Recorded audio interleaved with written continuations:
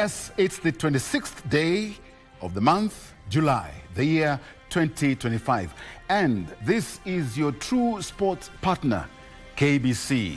But on Legends Edition, we're glad that you could join us. And it's coming to you live from Broadcasting House in the Green City in the Sun. My name is Edmund Mudibo. And top on Legends Edition,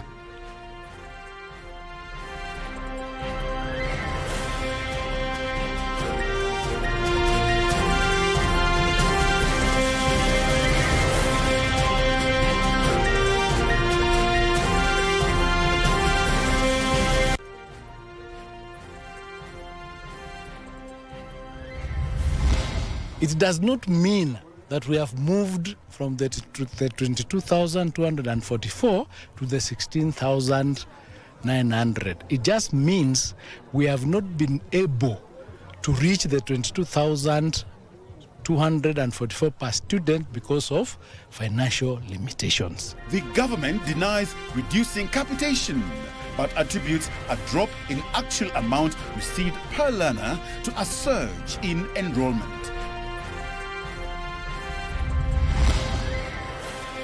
Expedite investigations on police killings during protests. Interior CS Kipchumba Murkomen tells the Independent Policing Oversight Authority IPOA.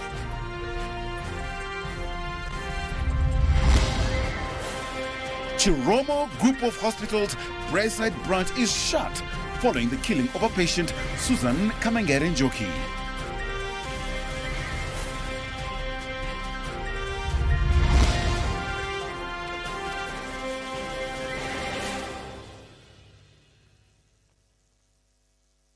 Karibu sana.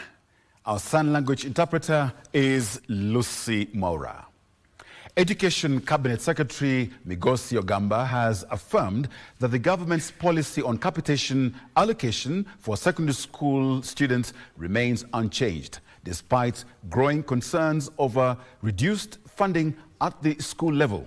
Addressing the press in Kisii County, CS Ogamba stated that the ministry's official allocation per student remains at 22,244 shillings, the figure set under the Free Day Secondary Education FDSE program, but acknowledged budgetary constraints in meeting this figure owing to increased number of learners. Ogamba is, however, proposing the consolidation of all education bursaries to meet the growing student enrollment. Remarks by Treasury Cabinet Secretary John Mbadi on the possibility of reduced funding for high school learners continues to draw mixed reactions. A section of Orange Democratic Movement ODM members voiced strong opposition to pronouncements by their former party Secretary General. Sini mtoto wetu wa ODM. Sasa unataka sisi tupigie Mbadi makofi yeye akikata 6,000 ya capitation ya wanafunzi? Nyamira Senator Okong'o Mogeni termed the decision ill-intended and harmful to millions of Kenyan families. Ile pesa ambayo imekuwa ikipewa kwa mashule yetu kusaidia watoto wasome 22,000 shillings ambayo Mheshimiwa Rais ambaye amefariki Mwai Kibaki alianzisha na akasaidia watu kusoma. Mheshimiwa Uhuru akashikilia akasaidia watu kusoma.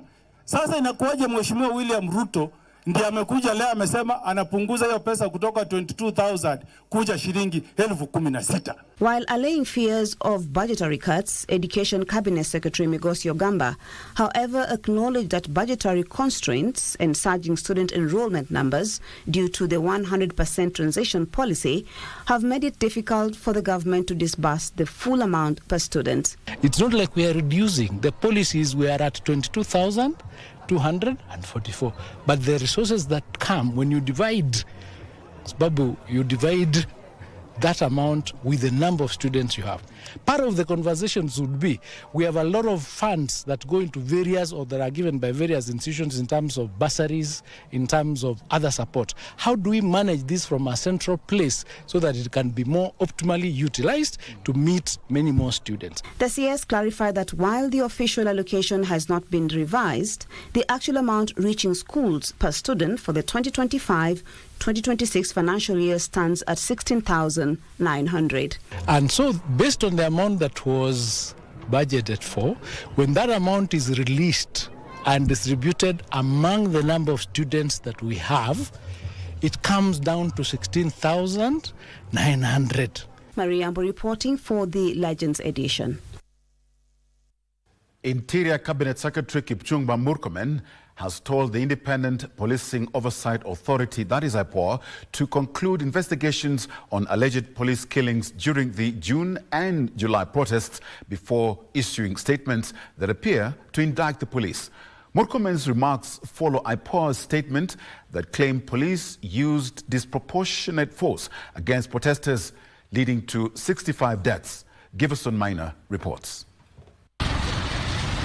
Kabarnet in Baringo County was the host of the 21st Jukwaa la Usalama County Security Tour on Saturday. Interior Cabinet Secretary Kipchumba Murkomen using the platform to respond to the Independent Policing Oversight Authority's claims that police used excessive force during the June and July protest. I encourage IPOA to become very careful with their statements they issue, because the investigative responsibility is in their own hands, because then they are likely to jeopardize their own investigations. If they pass judgment before they do the investigations, then Kenyans will ask, where is your file that indicts any police officer specifically? And you know, this is specific to a police officer. The IPOA report squarely laid blame on the police for the deaths of 65 people.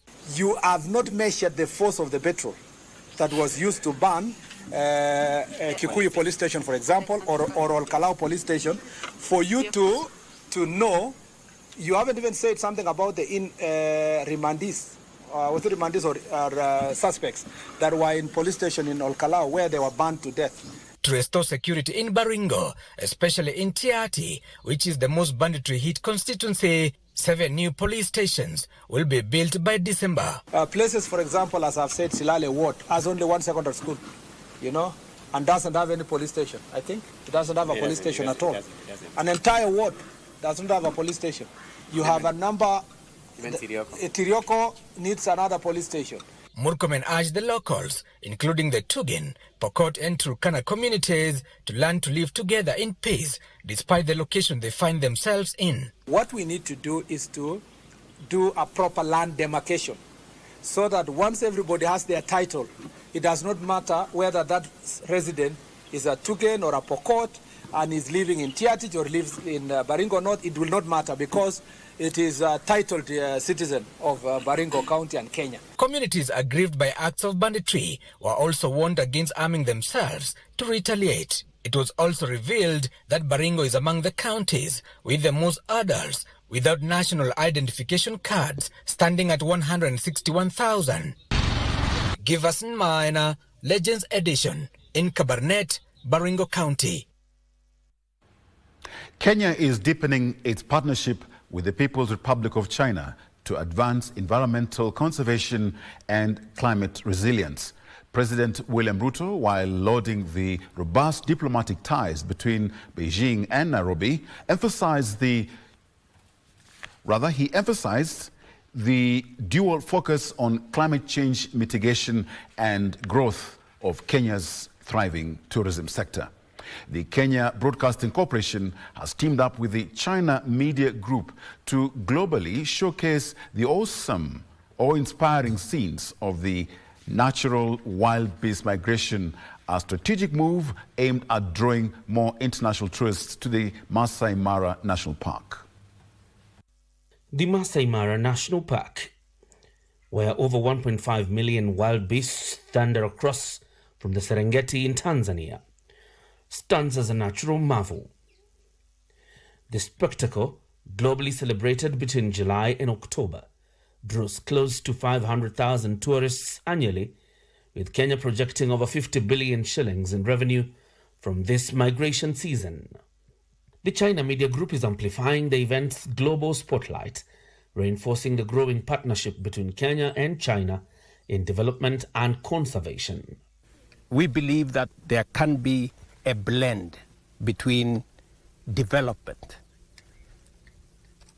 environmental conservation, culture, and a blend that makes the world sustainable. and the partnership that we have with China in matters conservation, matters culture, and much more importantly, matters development.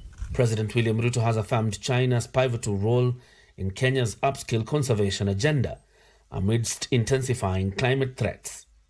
I'm very happy that Africa is bringing onto the table clarity, suggestions, interventions, and ideas on how together, as global partners, we can manage the effects of climate change. And it is by managing climate change that we can sustain these rivers, that we can sustain this environment, that we can continue to enjoy the wildlife that we have, that we can pass this environment to the next generation when it is in good shape. Beyond conservation, Beijing is also investing in renewable energy and innovative tourism products as it seeks to cement its footprint in Kenya's sustainable future. We are building Bomas of Kenya with the support of Chinese partners. The largest conference facility that will be available in Kenya, that will not only serve our conference facilities for business or entrepreneurship or entertainment, but it will also serve as a tourist conference facility. At the government level, China and Kenya work closely to support conservation. The two governments have signed agreements on wildlife protection and climate action. China has supported Kenya with funding, training, and infrastructure in national park. Approximately 100,000 Chinese tourists visit Kenya annually, and the CMG Africa Global broadcast is set to magnify global attention on what the Guinness Book of World Records hails as the world's greatest annual terrestrial wildlife migration. That people-to-people connection, the connection of the souls of our two nations, is an important component of forging the future that is mutually beneficial between Kenya, China, and the world. As a major Chinese media outlet, we not only cover conservation efforts, but also help share Kenya's progress and opportunities in green development. John Jacob Curia, Legends Edition. The Kenya Medical Practitioners and Dentists Commission has ordered the Chiromo Hospital Group Breastside branch to immediately evacuate all patients and clinical services until further notice. This, it says, is to allow investigations following the death of a patient, that is Susan Kamengere-Njoki. Chiromo Hospital Group Breastside branch in Nairobi. The facility has been issued with a 24-hour ultimatum to evacuate all patients and cease clinical services until further notice, according to a directive from the Kenya Medical Practitioners and Dentists Council. In the notice dated 25th July 2025, KMPDC also directed the hospital management to issue copies of the post-mortem results to the council and present all relevant patients' records. Additionally, Chiromo Breastside has been instructed to provide a report on the steps taken to prevent similar occurrences in future. The facility is at the center of an investigation into the death of a patient, Susan Kamengere-Njoki. Susan, the founder and chief executive officer of Total Touch organization, was found dead on Tuesday, 15th July 2025, a day after she was admitted to the hospital. An autopsy conducted at the Nairobi City Mortuary on Tuesday, 22nd July 2025, revealed she died of manual strangulation. Kasichana Masha, Legends Edition. Police in Machakos County are detaining a 23-year-old Kenya Medical Training College student on suspicion of killing her newborn baby and dumping it in a pit latrine. Martha Tieno allegedly committed the crime in the Kenya-Israel area just a day after giving birth. Yusuf Farah reports. This amateur video shows the pathway to the pit latrine where the body of a newborn baby had been lying for a week. Martha Atieno, the deceased baby's mother, recounts events that transpired during birth. Sasa nikamdanyesha na juda kusoma game TC, nikakata hiyo then hiyo placenta na mtoto na mimi, si ndio? Sasa nikamnyonyesha, nikamfanyisha hizo usafi, nikamtoa, nikamnyonyesha. Sasa nilikuwa naenda nikamwacha tu hapa ndani. So nilikuwa naenda kutafuta tu. Ashatoka. Ashatoka. Nani? Mtoto? Huyo mtu. Oh, jamaa. Ashatoka. So mimi nikarudi hapa kuchukua mtoto ili tuende wapi hospitali. So kufika mtoto akupelielo then anapumua kwa nguvu. So kumjaribu kumbeba hivi, akainamisha kichwa hivi. Hivyo ndio fahamu. What happened afterwards is even more bizarre. Na nilikuwa na mtihani asubuhi. Sina chochote cha kufanya. Niko desperate. Sasa nikabidi niende shule. So kurudi nilimwacha hapa kisha. So kurudi nikasema nitafanya nini na huyu mtoto. So ikabidi nifanye nini, tupe mtoto hapa kwa choo. Ikabidi sasa umtupe huko kwa choo. Asked whether she confided in anyone. Sikueleza anybody. Kwa nini ikae kama umeficha?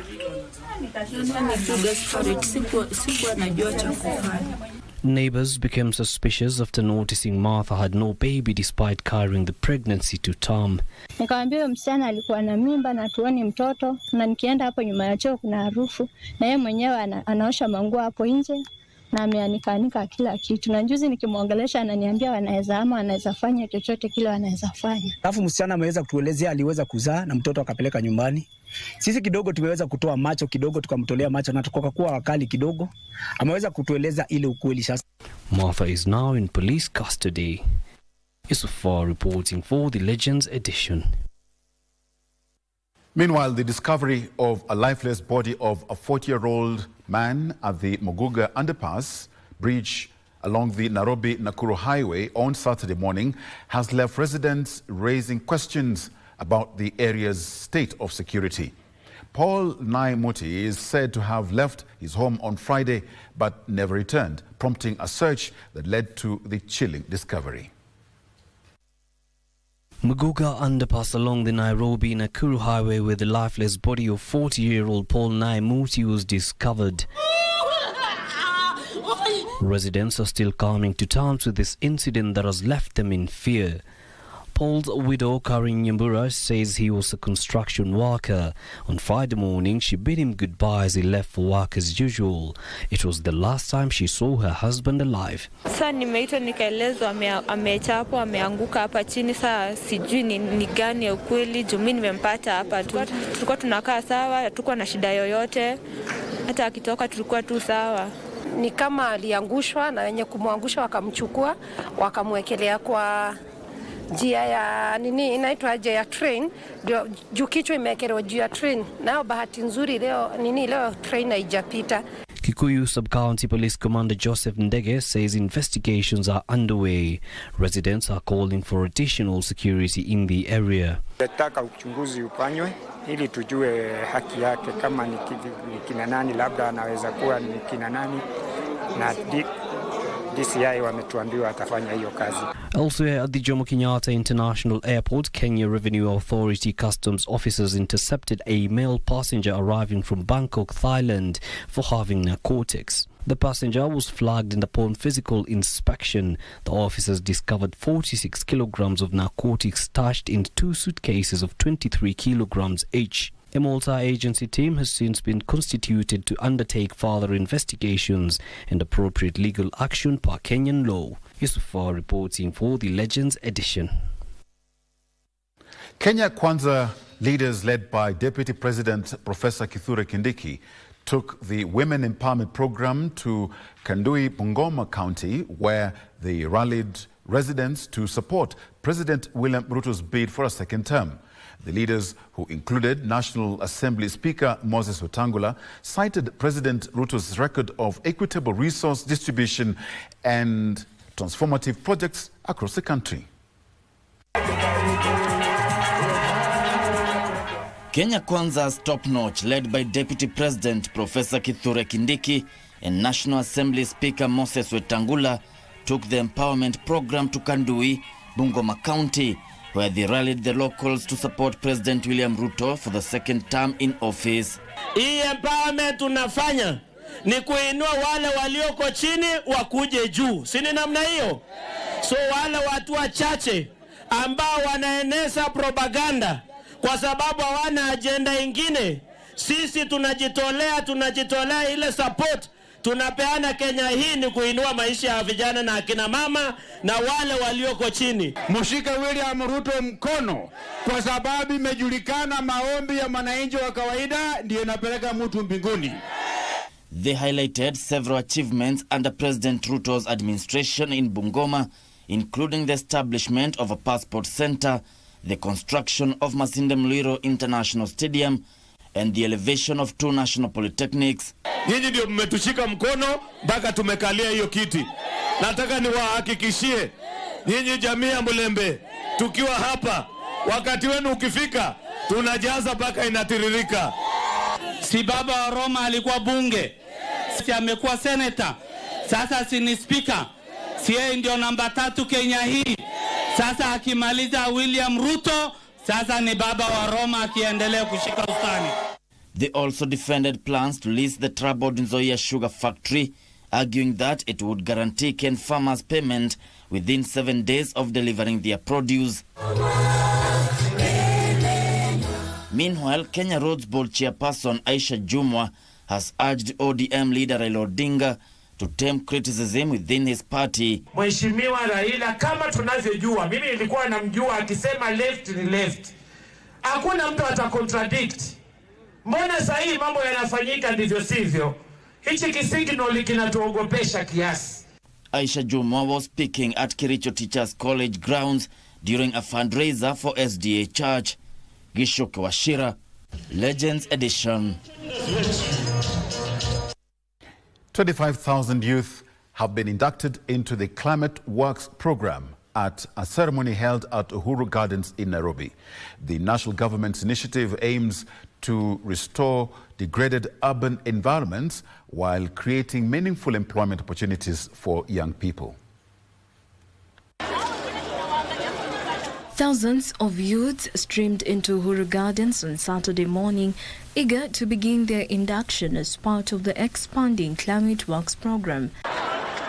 Nairobi Rivers Commission CEO, retired Brigadier Joseph Morashia, noted that the recruits drawn from informal settlements and flood-prone urban areas will be deployed to Climate Works project sites across the country. These include high-impact zones such as Kibra, Dandora and Lakisama, where previous efforts have already begun transforming once polluted spaces through riverbank decontamination, improved drainage, and the creation of safe public areas. In Nairobi County, we have now 40,000, most of which or who are working along the river riparian, but we are also spreading them outside, adjacent to the rivers, because the pollution that comes to the river comes from the adjacent areas. So even if we work on the river alone, it is not enough. But national-wide, we are recruiting 200,000 as directed, and the recruitment process is on. By next week on Monday, they should report to work in the various counties of within the country. The Climate Works program is a collaborative initiative led by the Ministry of Lands, Public Works, Housing and Urban Development in partnership with the Nairobi Rivers Commission, county governments, the National Youth Service, and various civil society organizations. Kenyans have been encouraged to consider alternative mechanisms of resolving political differences. The call was made by a section of the Ahmadiyya Muslim clerics and faithful attending the annual Ahmadiyya, that is attending the 59th annual Ahmadiyya Muslim Convention in the United Kingdom. Benson Rioba reports. Democracy, good governance and dialogue have been touted as key enablers in reducing political agitation in the country. A section of regional Muslim clerics is calling for intentionality to unlock political stalemates. Because Islam states that God commands you to put only those people in those high positions who you think they are honest enough to serve your benefits and your needs. They also encourage the media to continue championing democracy for a just society. So I think that's very important. The media has to have a role in playing that role of truth and justice and fair reporting. With regional countries set to hold elections later this year, and Kenya facing political upheavals, local leaders have been urged to embrace peaceful resolution of conflicts. When you are going to election and then you make the election a contest of we and them, then obviously you are likely to have a conflict. When the election is about who can best lead us, even if you are my tribe man, but from everything points to the fact that the other tribe person can do better for all of us, I would rather vote for that person. The clerics were accompanied by Muslim faithful who are attending this year's Ahmadiyya Muslim Convention in the United Kingdom.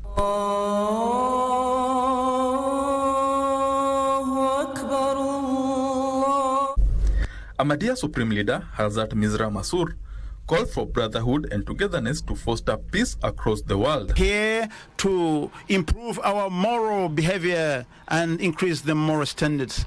We're here to increase the bond of brotherhood. Benson Rioba reporting for Legends Edition. 30 entrepreneurs from Kenya, Tanzania, Burundi, and Rwanda have completed a 5-day training on leather goods manufacturing at the Kenya Industrial Research and Development Institute, KIRDI, in Nairobi. The training enhances the manufacturers' skills to improve the quality of products and is part of the national government's commitment to supporting the manufacturing industry in the country. And they were here before the start. On Saturday afternoon at the Kenya Industrial Research and Development Institute in Nairobi, 30 trainees from Kenya, Tanzania, Rwanda and Burundi are displaying quality leather handbags they manufactured during an intensive 5-day training. We are doing edging of the bags, the finishing, and we were taught about so many types of edge dyeing, and we did it on practice, where we have learned about how to split leather for the different types of products that we use, and also how to glue. There are many mistakes that we do when we are manufacturing. You'll find that the gluing is not done well, and the end product does not qualify what we intend to do. In terms of techniques that we use in handbags, we use folding, we use edge paint. Edge painting is so important because this one is used by brands from Europe or China. Kenya Industrial Research and Development Institute Board Chairman Engineer Peter Mosited and the Chief Executive Officer Calvin Onyango say the program is backed by the national government to support the manufacturing sector. Kutoka hapa tutapata wafanyabiashara ambayo wataenda kwa makampuni zao na kuhakikisha yale ambayo wataenda kutekeleza na zile product wataenda kutengeneza za leather ni za hali ya juu sana. The government has invested almost 1 billion Kenyan shillings in terms of procuring equipment. Now, this equipment are available for all the SMEs in the country to come and use. Once we've trained you, we can also incubate you in KIRDI so that you can actually use the equipment, because we realize that you cannot be able to afford the equipment initially.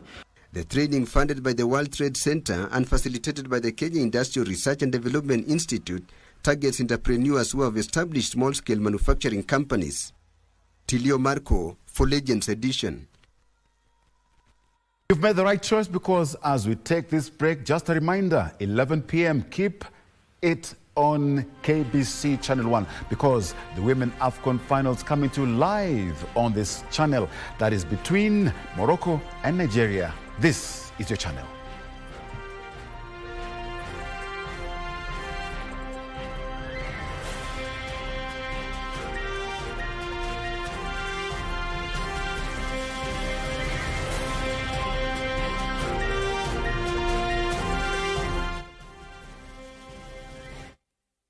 Stage is set, the teams are ready, and your voice could be the difference.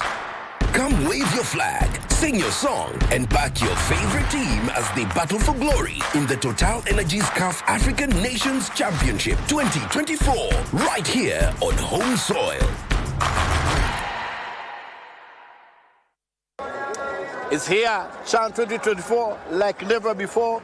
And as always, sisi wote wa Kenya, Harambee Stars, East or West, home is best. Mazena hope watafunga at least game mbili. So tuko pale Harambee Stars big time. And of course na KBC, si ndio? Sawa.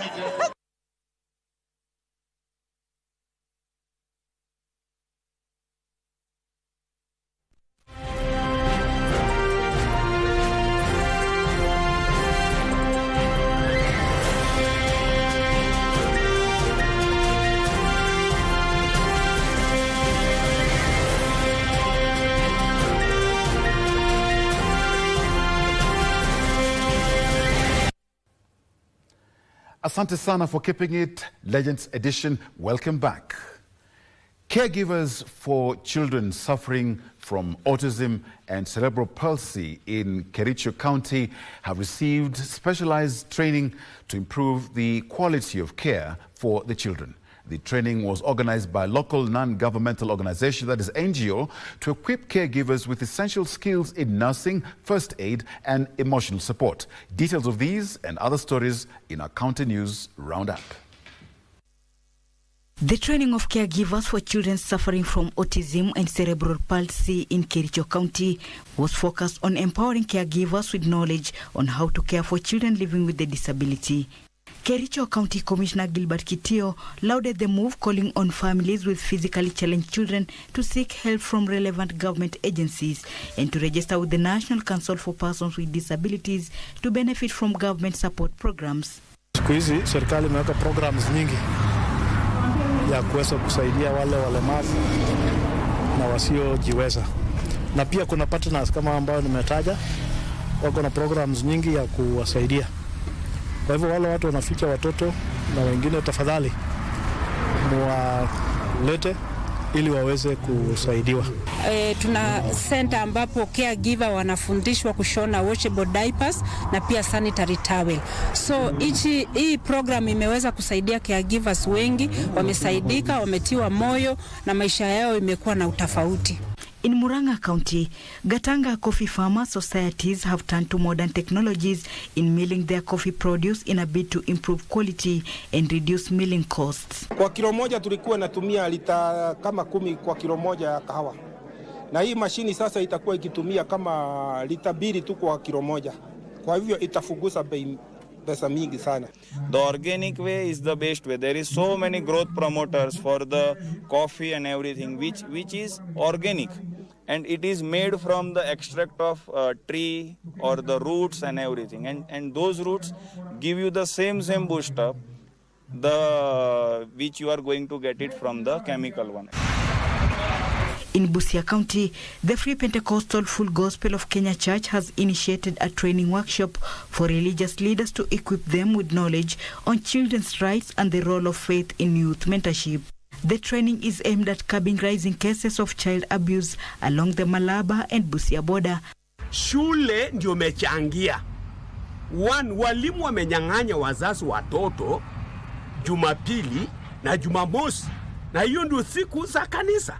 Kazi yetu kama watumishi wa Mungu pia ni kuhakikisha kwamba haki ya watoto inaangaziwa katika mahubiri yetu, katika shule zetu za Jumapili na hata katika madarasa. Kuna baadhi ya wazazi wametekeleza haki, wamefunza watoto yao na wako na nidhamu na wanafuata haki. Na kuna baadhi yao ambaye hawajapata hiyo elimu kutokana na elimu ya kanisa ama elimu ya msikiti.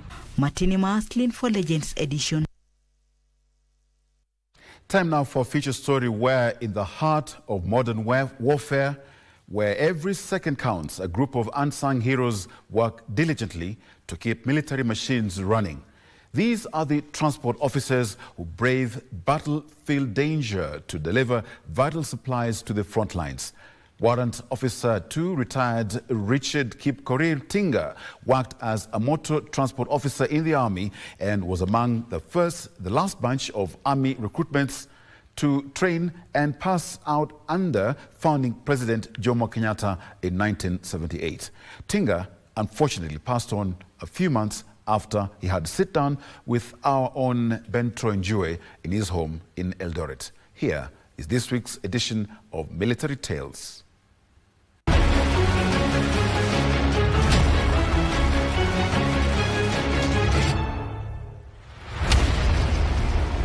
We drive about 20 kilometers from Eldoret City to Kipsamo village in Kapseret constituency. Here we are welcomed by one former Kenya Army officer, Warrant Officer 2 retired Richard Kipkoril Tinga, who served for over 3 decades. Kwa majina mimi naitwa Richard Kipkoril Cheruiyot Tinga. Nilisaliwa Nandi district, pande wa Aldai huko Kapsabet huko. As a young boy, Tinga joined Kapso Primary School and Samoei Secondary School before joining the army in 1978. Niliajiriwa jeshi tarehe 1 mwezi wa 3 1978, ambaye niliandikiwa Kapsabet Nandi district na nika train Langata Barracks which is 7 care. Nikamaliza training, nikapostiwa nikaenda Nanyuki Barracks ambaye ni 10 engineers, ambaye sasa tunaweza sema tulikurutiwa ama tuliandikwa na hayati Mzee Jomo Kenyatta. In his first assignment, he was a driver in the 10th Engineers Battalion in Nanyuki, where he also got his first promotion. Mimi nilienda pale nikaanza kwanza kama driver, ordinary driver. In fact, nilikuwa naendesha CEO yangu ambaye ni retired Major General Warutere. 86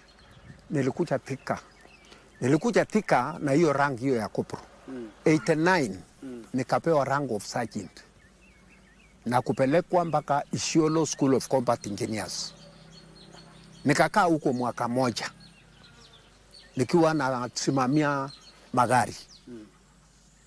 After kukaa mwaka moja nikawa reposted back, nikarutishwa back to 10 engineers Nanyuki. My mother unit ambaye nilianzia na maisha yangu. Nikarutishwa hapo kutoka 89 nikaja tu nikasimamia magari. Nimewacha sasa kuendesha, sasa nikawa in charge ya transport. Mimi nikafaa rank of senior sergeant, nikiwa hiyo Nanyuki hiyo, nikafaa rank of warrant officer 2, ambayo hiyo rank nilikaa naye nikiwa MTO for 15 years. Having been employed in the 70s and served under 4 presidents, he points out the changes, especially on the welfare of soldiers over the years. Moi wakati aliingia, pesa ikaongezwa, ikasonga juu. Wakati Kibaki aliingia, pesa ikaongezwa, ikasonga juu. Wakati Jusi Uhuru ameingia, pesa imeongezwa. Wakati huo mambo ya panga haikukua. Yes, tulikuwa tuna save pesa kwa posta. 34 years in the forces, he points out march and shoot exercises as the most intense that tried every soldier to the core during his illustrious career. March and shoot tulitrain Isiolo, but nilienda march and shoot ambaye nilienda wakati nilirudi kambi, hata nilikuwa nimechange, nilikuwa nimekuwa nyeusi, mambo ya kuwa brown iliisha. Yani nikifika tunatembea usiku na mchana, ambaye tukiletewa hata chakula ati hii ni lunch, mimi natafuta mahali iko kifuli na usingizi. Chakula haingii, mnapumzika mchana, lakini ikifika saa 12 jioni mwendo wenu ni ya usiku mpaka kesho asubuhi. Hakuna kufunga macho na mnaii. Mnaweza toka, tuseme kutoka Eldoreti mwende mpaka Nakuru ama over Nakuru, bio Nakuru, bila kufunga macho na mnaii, bila kupumzika. Uko na misiko yako umepepa, uko na punduki umepepa, uko na risasi yako umepepa, na hivi vitu yote ni nzito. So unaenda mpaka mguu umefaa kiato namna umefaa, lakini mguu chini inachupuka. In 2005, Tinga was among soldiers in the United Nations Peace Mission in Eritrea and reminds Kenyans on the essence of peace. Kama inawezekana tuishi na amani namna tunaishi, pale watu wako na shida, hawana amani, wako na shida, kila kitu ni shida, kupata chakula ni tabu, pale hakuna mambo ya kusema ati iko sheria, watu wanauana. Kuua mtu sio problem, uko kuua mtu sio shida. Tukiwa wana Kenya tunakaa vizuri, ambaye mimi hata kama nimekuja nyumbani ningewaomba ya kwamba wajue inji ambaye iko na msosano ama mafarakano, hakuna maendeleo yoyote. The former Army Motor Transport Officer MTO advises young serving soldiers to remain true to country and duty. Mimi ningetaka discipline ya military ipaki namuna ilikuwa. Namuna tulikuta na namuna tuliwacha, ningependa iendelee hivyo ndio tuwe na china mzuri ya jeshi ni discipline.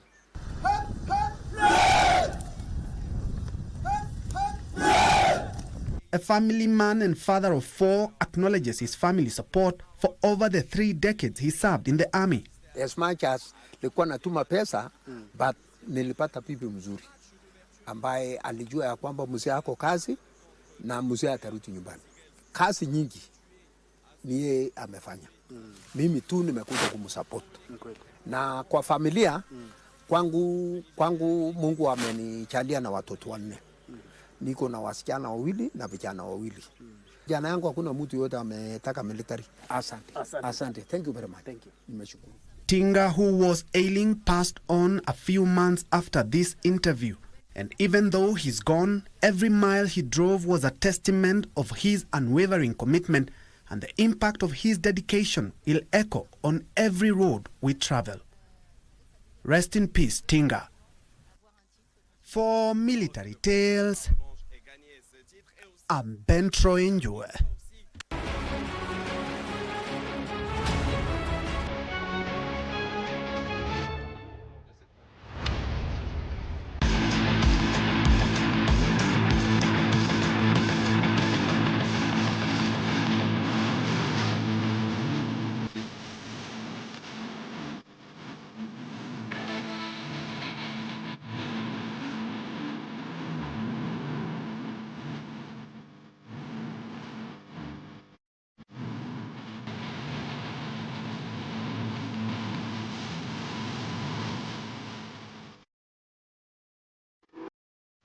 Thank you very much for keeping it Legends Edition, and it's time now for sports news with the very own Daniel Wahome. Daniel, over to you. Thank you very much, Edmund. And it's only 7 days to the start of the African Nations Championship. We know it was Chan, Kenya, Tanzania and Uganda jointly hosting this event, and the Harambee Stars meanwhile have beefed up their preparations for the upcoming 2024 African Nations Championship by beating FKF Premier League champions Police FC 4-0 today at the Police Sacco Stadium in Nairobi. A goal each from Austin Odhiambo, Boniface Mushiri, Austin Odongo and an own goal by Police handed Stars the morale-boosting win ahead of their opening CHAN game against the DRC at the Kasarani Stadium on the 3rd of August. The Harambee Stars will be appearing in the African Nations Championship for the first time, will then play Zambia, Angola and Morocco in their other Pool A matches. The 2024 African Nations Championships will be televised live on KBC Channel 1 and will be jointly hosted by Kenya, Uganda and Tanzania, and will run next week from the 2nd to the 30th of August.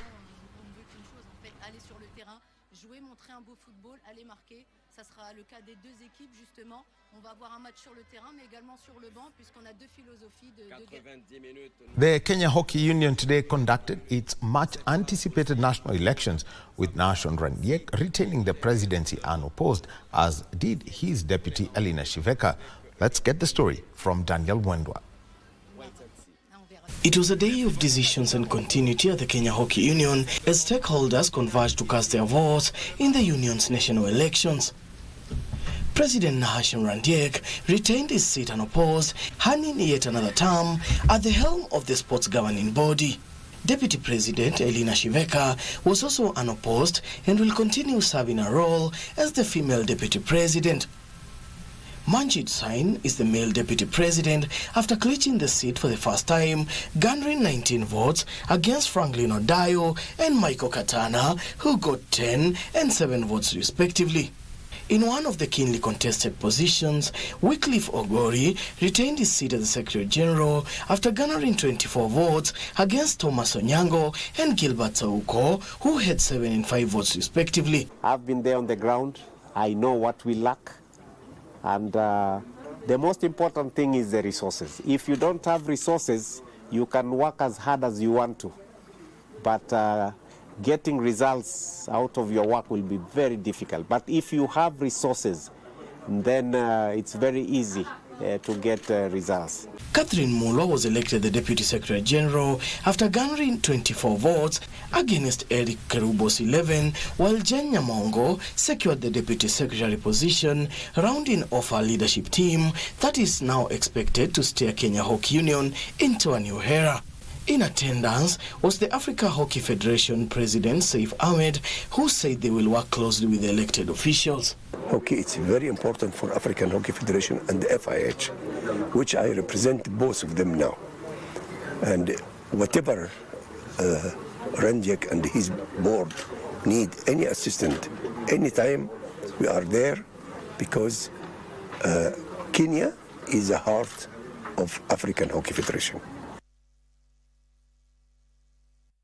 Now, Kenya Harlequins started their title defense in the 2025 National Sevens Circuit in a resounding fashion at the Driftwood Sevens tournament at the Mombasa Sports Club, where they recorded back-to-back wins to advance to the quarterfinals. So did their rivals KCB, Kabras Sugar, Nondi's, Menengai Oilers and Strathmore Leos. Frederick Moki has the details. The 24th edition of the National Rugby Sevens Circuit kicked off in Mombasa with the Driftwood Sevens. Reigning champions Kenya Harlequins showcased their trademark resilience despite a tightly contested battle which saw the team aid Black Blood by 7 points after a 14-7 victory. In other results, Must claimed a 14-10 points win against Mwamba RFC. Catholic Monks ruthlessly hammered Impala 17-0 points, while Kabras Sugar outshined Nakuru RFC by pounding them 26-0 points. Nondescript thrashed MSC Rugby 19-0 as KCB Rugby claimed a 24-14 win over Daystar Falcons. Strathmore Leos thrashed Stallions Rugby 26-0 as Menengai Oilers beat Kabarak University 19-14. In another match encounter, Nakuru RFC beat Impala 12-7, while Daystar Falcons claimed a 26-7 points win against Mombasa Sports Club. The Mombasa leg will culminate tomorrow before they head to the next leg, the Prince Louis Sevens in Nakuru. Frederick Moki for Legends Edition. Yes, and remember that KBC is your true sports partner. July has been the Women's Africa Cup of Nations. August will be the Africa Nations Championship, Chan, and the first week of September until the 13th will be the World Cup qualifier, the FIFA World Cup qualifiers. KBC will be hosting all those matches, and you can see the build-up is already there. Morocco playing against Nigeria. Nigeria are going for a record 10th title. They've won 9 times. Morocco want to win again. Can we see this being different? Remember, we're going to be live from 10:45 p.m. The kickoff is at 11 p.m. Nigeria versus Morocco. It is the Women's Africa Cup of Nations, and you can see the colors on your screens as I can see them, and it's people of all ages. And this is the beauty about football. You can bring in your child, you can come with your mom, you can come with your dad, you can bring in everybody, and the celebrations will be there. And remember, August is going to be a full festival of football through the Pamoja bid. Kenya, Tanzania and Uganda jointly hosting the Championship of African Nations. It's all going to be live on KBC Channel 1, and we build up with this as Nigeria face Morocco in the final tonight. 10:45 p.m. is when we take the signal for that event. We can now get back to a news where the Kenya National Basketball League defending champions Equity Hawks extended their impressive run this season with a hard-fought 37-27 victory over the Strathmore Swords in a thrilling showdown played at the Don Bosco Basketball Court in Nairobi. Strathmore Swords started off strongly to take the first quarter 9-7 with sharp offensive play and tight defense, but the Hawks, undeterred, clawed their way back in the second quarter, overturning the deficit to lead 19-16 at halftime. In the third quarter saw both teams pushed to their limit, with Strathmore trying to turn the tide. What is the champions who held firm to narrowly win that quarter, 26-25. In the final quarter, Equity Hawks put on a defensive masterclass, shutting down Strathmore's attack to secure the win 37-27 to the delight of their fans. In other league matches, the USIU Tigers rode past Umoja with a convincing 53-41 win. USIU and Strathmore Swords were awarded walkovers after their respective opponents, the Swish and Cables elitists, forfeited their matches.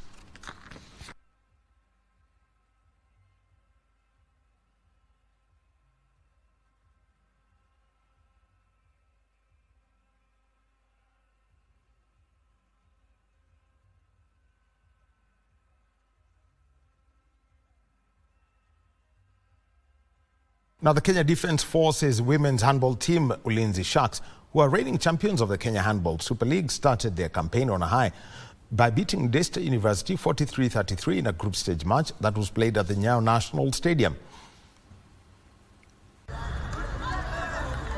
2024 National Handball Super Cup winners Ulinzi Sharks were on top form at this year's contest start off at the Nyayo National Stadium. The Sharks, known for their display, tactical superiority and physical fitness, showed why they are the team to beat this season with a commanding performance against a youthful but spirited Daystar side. Sharks put up a spirited fight and claimed a 43-33 win. Nairobi Water overcame NCPB 30-23 in other women's match of the day. In the men's matches, defending champions Equity Bank beat Black Mamba 33-17 as NCPB claimed a 41-23 points win over Strathmore. Frederick Muki for Legends edition. Bi-monthly chess tournaments have been introduced at the KICC to create a platform for the youth to interact, learn and compete in a mentally engaging environment. The first edition was held last evening and attracted dozens of young participants eager to sharpen their strategic thinking skills. The program, which is under the Ministry of Tourism through the KICC, is designed to engage young people in constructive, intellectually stimulating activities that nurture creativity and problem solving. The introduction of the chess tournament also forms part of KICC's wider strategic goal to reposition the center as a dynamic and versatile venue capable of hosting diverse contemporary events. The bi-monthly chess series will be open to both young and the youth and will additionally have mentorship, training and prizes provided in partnership with key stakeholders.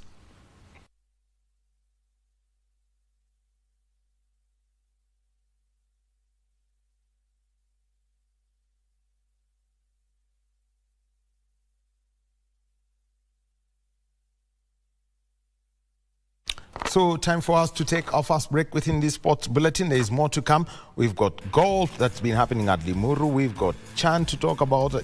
You know, there is Hope at Home, the Chan economy story, and there is also catchball. Get an interesting story about that once we get back on the other side of this break.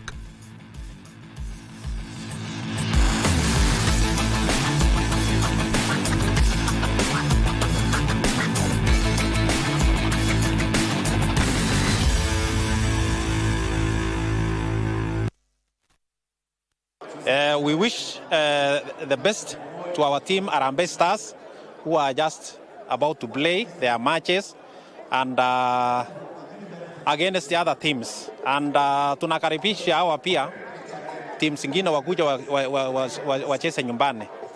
This is Kenya, home of champions, home of runners, and we welcome them. Na tunasema raia wote wa Kenya wote tuchukue nafasi hii to tune in, tukisupport timu yetu tunapokaribisha wale teams ambayo wanakuja kucheza mpira.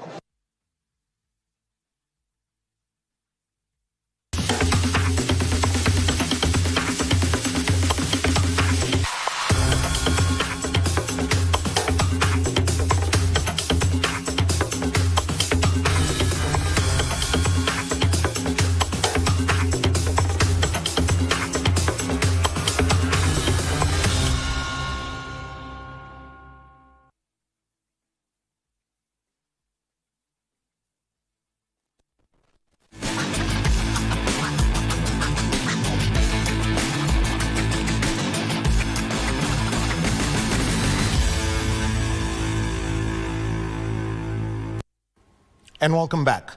Now, over 500 participants turned up for the second edition of the Needy Cancer Health Initiative Charity Run held today in Karen. The organizers are planning to conduct the run annually with a long-term vision of establishing a cancer hospital in Meru County. This was Otuke with the story. Multiple World Paralympic record holder Henry Wanyoike today morning competed in the Needy Cancer Health Initiative charity run as part of his preparation for the Berlin Marathon set for September this year. This is something, if you're not affected, you're infected in one way or the other. So we all need to join hands together to see how we can be able to eradicate this cancer, which is, has been it's a big elephant in the house. So we all need one another. More than 500 runners competed in the 25-kilometer, 10-kilometer and 5-kilometer categories of the race, whose proceeds will go towards providing financial assistance, access to medication, nutritional support, and safe housing for low-income and rural patients facing stigma, displacement and treatment challenges. Sports is very big in Kenya, so would like to even introduce things like football, whereby would then be engaging the youth also to come and participate in Needy Cancer Health Initiative football matches and call on fundraisers and well-wishers to come for such activities. It's a noble cause. We want to stand with the survivors, the fighters, guys who are going through the treatment. It's not easy. It requires support of the entire community because there are many things in the background that we looked at that INCHI are trying to cover, and they can't do it alone. It requires support from each and every member of the society. The organizers are planning to conduct the run annually with a long-term vision of establishing a cancer hospital in Meru County. Now, Nyanza region representatives at the National Term 2 Ball Games in football and basketball slated for August in Kakamega County have received a major shot in the arm after they received training kits and playing kits from the Eliud Owalo Foundation. Agai Secondary School from Kisumu County received football training and playing kits, while St. Mary's Iyala from Siaya County received basketball kits. Later, the foundation patron Eliud Owalo led a team of former basketball internationals in beating St. Mary's Iyala school team by 27 to 23 points. Achola Simon with a report. In an entertaining game played at St. Mary's Yala Secondary School in Siaya County, the Deputy Chief of Staff in charge of delivery and government efficiency in the Executive Office of the President led former basketball internationals in beating St. Mary's Yala school team by 27 baskets 23. It was a good day in office, especially for me, who is back on this court where I used to play about 35 years ago. Yeah, so it was an interesting game. We are happy that we have had a good game. We have managed to come out victorious. But most importantly, really, it was a game just to encourage the boys. If they can play against us, then they can play against anybody. The game was majorly done by Form 2 and 3. Now that Form 4s were in class doing exams. They are pipped us, but if we had the full team, we would have actually showed them the dust. But that was not the issue. The issue was motivating the boys, encouraging them. The veterans took the game by the scruff of its neck from the word go, proving that experience counts for everything. I can say without a fear of doubt that they're very skilled. I think that's why they won the 3-on-3, and from Monday they'll be in Kakamega. All they need to do is maybe just do a little bit of weightlifting. They get a little bit stronger.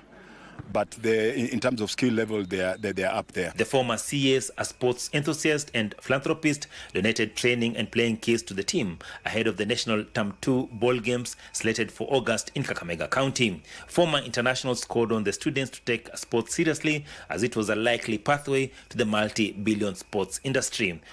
Yeah, it is for sure, because last year the MVP for Agoro Sare won the boys category, and the MVP, Robert Odhiambo, got a 90% scholarship, and he's in Strathmore with 90%. The MVP in the Eliud Owalo tournament, that's where he was unveiled.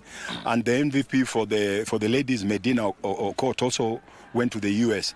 So the players need to understand that through playing, they can get scholarships. Next year, for example, Strathmore is giving 100% scholarship. Earlier, Owalo had donated training and playing kits to a Agai Secondary School football team that will represent the region at the school's national competition. Now, Kenya's national basketball 5 youth and senior teams have officially kicked off their training in preparation for 2 major international events later this year. The youth side will head to Mexico in September, while the senior men's team is eyeing continental glory in Zambia come November. With the crack of the ball against the concrete and synchronized drills, the National Baseball 5 youth and senior teams are deep in training. These sessions mark the beginning of a critical journey towards international competition. Aim yangu ni kukua nikuwe perfect na ready for the game, nisikuwe na ile tukienda game unakuwa na uoga nini. I want to be strong and confident for that game. It will also earn us as Kenyan tutarank juu, tutasonga na itakuwa happy for us. The youth team is set to represent Kenya at the Youth Baseball 5 World Cup in Mexico this September. The team earned this coveted slot after finishing second at the African qualifiers held earlier this year in Johannesburg, South Africa. It is not a hard sport. It is just vigorous. You need energy. You need to train hard because the ball is moving very fast. You have to play 3 sets, so you have to train hard. But after training, it comes easy. Meanwhile, the senior men's team is preparing for the Super 6 African qualifiers in Zambia this November. Baseball 5 is a game that really depends on ladies, even though men are crucial in batting, but ladies are also very important. So we are helping our ladies to up their batting. When their batting becomes fine, I think we don't have any team that will give us problem in Africa. Kenya secured the place in the tournament after a dominant performance at the Eastern Region Championship hosted at the African Nazarene University in April. And let's talk golf now. And this is the PGK Equator Tour, and we're talking about Limuruwazi. It's day 3 today, and only 22 golfers made the cut yesterday. And Greg Snow had a score of 1 under par 71 at the par 72 Limuru Golf Club, and he's now going into the final day on -10. Njoroge Kivugo is lying second on 8 under par, and Gaita Rodell has got 7 under par. John Kericho, who is a Limuru Golf Club professional, is on 7 under par, tied with Gaita, tied third. Mutai Kifugu is on 6 under par, and Edwin Mudanyi, who's now based at the current country club, is on 7 under par. Samuel Shege is on 4 under par. He's tied 7th with Mohit Medirata of Sigona. Sujan Shah is on 2 under par. Eric Oko is on 1 under par, and Kenneth Bolo is tied 10th on 1 under par. The chairman of the Professional Golfers of Kenya is on 1 over par, tied with John Kagiri of Limuru. CJ Wangai plays for Sigona. The other golfers who've made cut who are still in contention: Jeff Kubwa is on 2 over, Timon Jogu on 3 over, Kennedy Abuto on 3 over, David Wahu on 4 over, Kopan Timbe on 4 over. We also have got Mike Isi on 4 over, Isaiah Otuke on 4 over, and J.W. Karanja on 8 over. The finale comes tomorrow, and the PGK Equator Tour is one of the events that has been put together to help the Kenyan golfers prepare for the 2026 Magical Kenya Open. It's part of it, and on the pictures you can see that it is Njoroge Kivugo and Greg Snow who are playing there. So let's now move on and move back to the main thing that's going to be happening in August, and it's at home right here on KBC Channel 1. As the clock ticks down to the 2024 African Nations Championship, CHAN excitement is brewing across the country. Kenya is not just hosting the tournament alongside Tanzania and Uganda, but dreaming of lifting the trophy on home soil for the first time in their debut. Sean Muir takes us through the Harambee Stars preparations, their past regional triumphs, and what the CHAN tournament means for Kenyan football. Tieno inside. Good run. The African Nations Championship, better known as CHAN, will finally be held in Kenya, who are co-hosting it with Tanzania and Uganda for the first time. Super goal from Opela! For Harambee Stars, this isn't a chance to compete, but it's a chance to rewrite history as the stakes are higher than ever.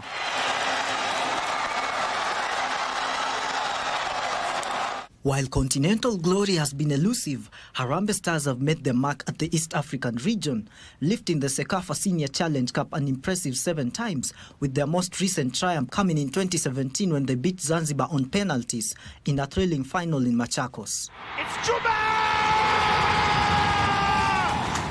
On the African stage, Kenya's presence has been more sporadic, with Kenya having featured in the Africa Cup of Nations 6 times, with the last appearance happening in 2019 in Egypt.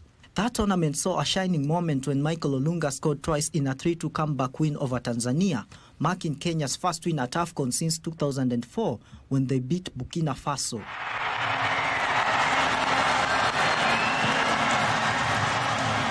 Now, under the leadership of Benny McCarthy, the team is focused on building a squad made up of entirely home-based players, as CHAN regulations demand.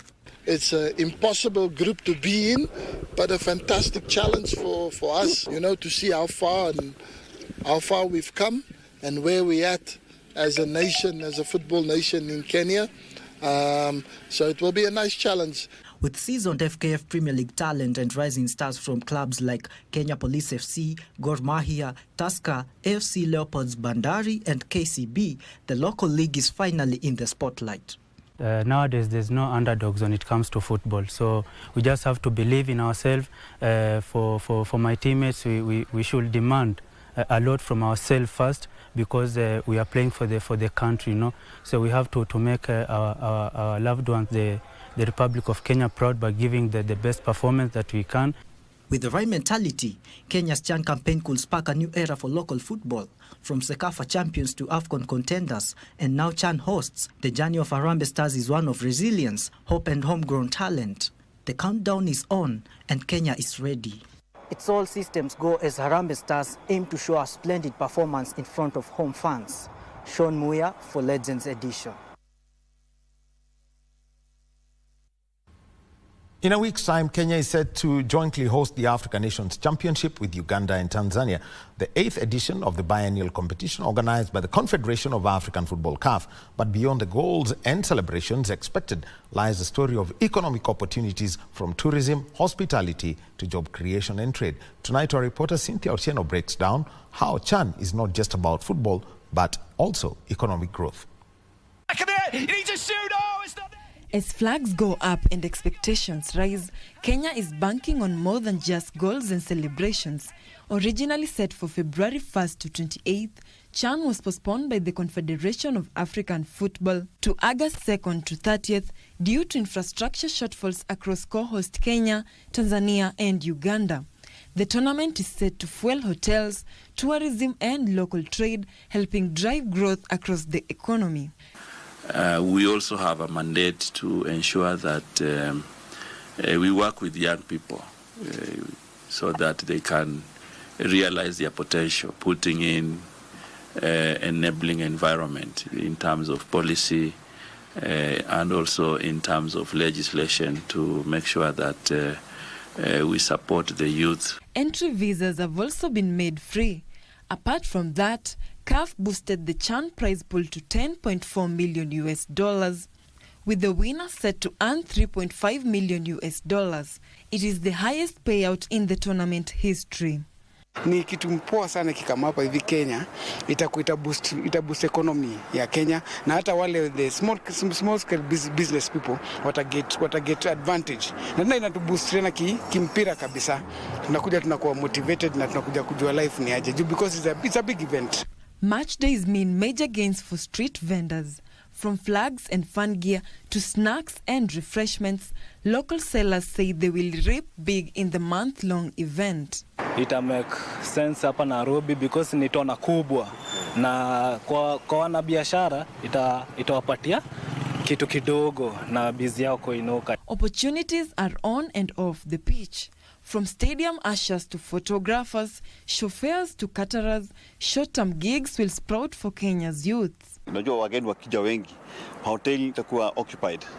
Na tena kama ni vitu ya kula, vilazi, ni vitu kama wakienda wanaenda kwa curio shops, wachukue vitu zetu huko kwa Masai Market, vitu kama hizo. Sports tourism is also extending Kenya's reach. The fans can also stay longer and sample the country's sights and sounds. The 2024 CHAN presents a very good opportunity as per the country's economy and brings together all Kenyans from all walks of life to come together and celebrate. Reporting for KBC Channel 1 Sports, my name is Cynthia Otieno. Thank you, Cynthia. Now, Eaglets is a catchball team based in Komarok, having been started in July 2023 by 6 like-minded ladies who had a passion for sport and were scouting around for a sport that favored older women. Their main aim of forming the team was to get women active and avoid lifestyle diseases.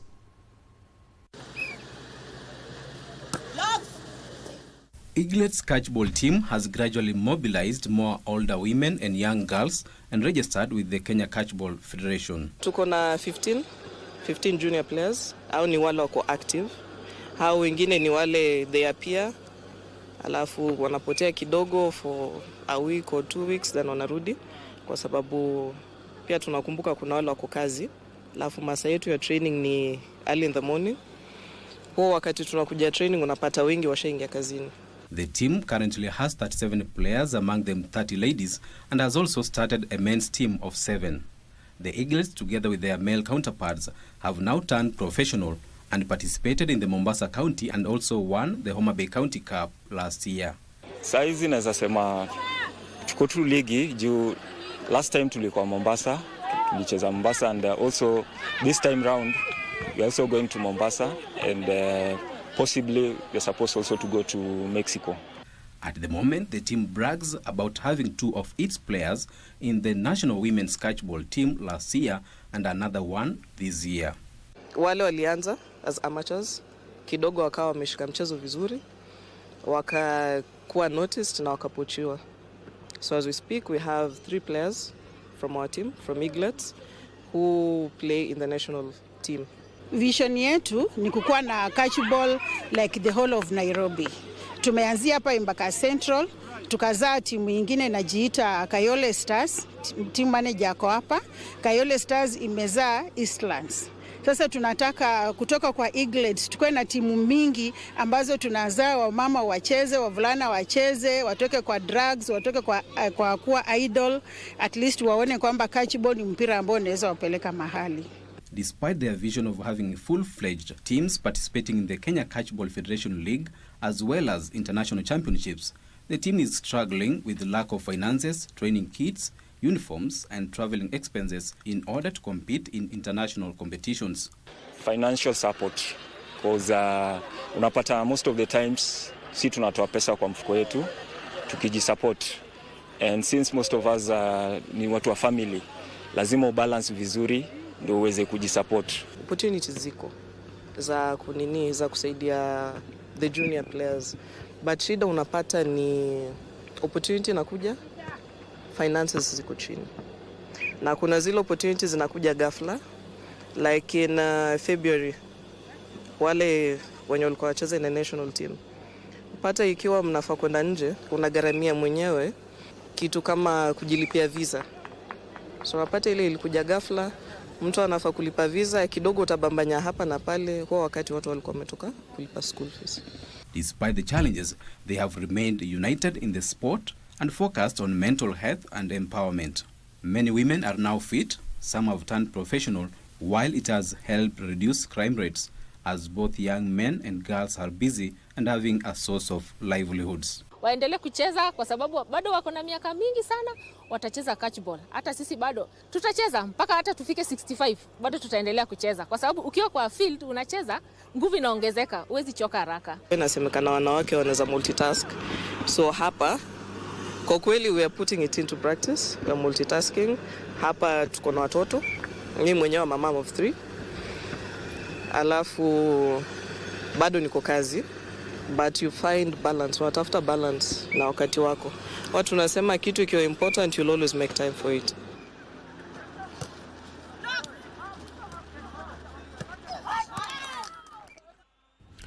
Catchball, basically, it's volleyball where you catch the ball, toss it around and try get your opponent on the other side of the net offside.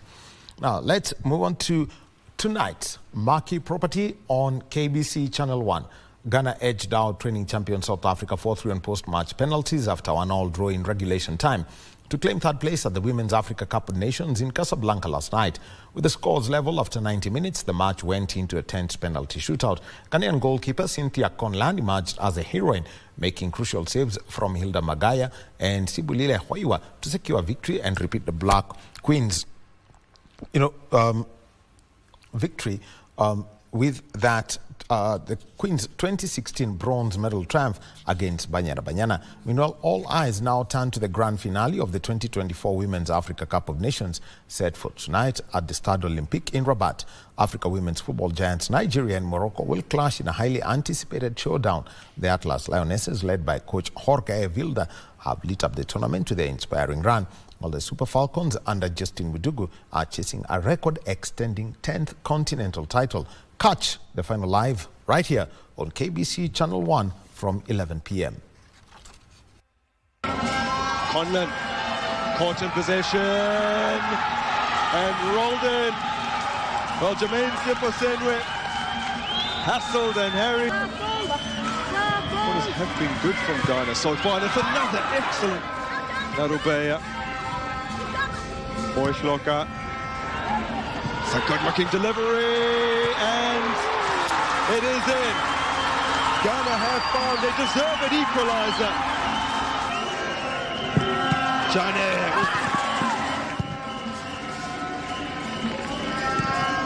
Strong ball forward from Wake. Narubeya.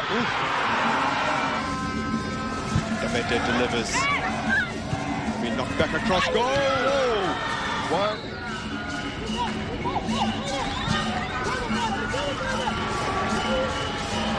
The flag is staying down, at least for the time being, and of this battle for bronze to bronze.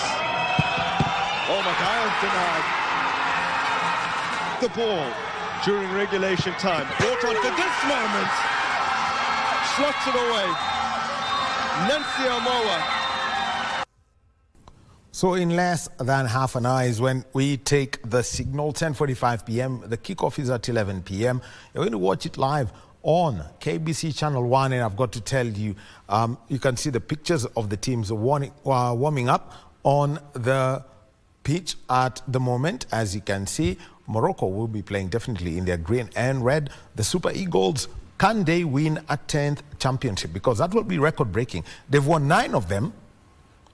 Nobody else is coming close to that, but Morocco, the hosts, are looking to bring to the front a whole story that it's not just about being the hosts, but there is a story of football development that has gone into not just the men's game, but also the women's game through the ranks. And looking at the results that Morocco have been putting through, they have proved that it's not just about being the hosts, but they are a formidable side. Only Ghana pushed them to the post-match penalties scenario, and this was at the semi-finals, Ghana eventually finishing third.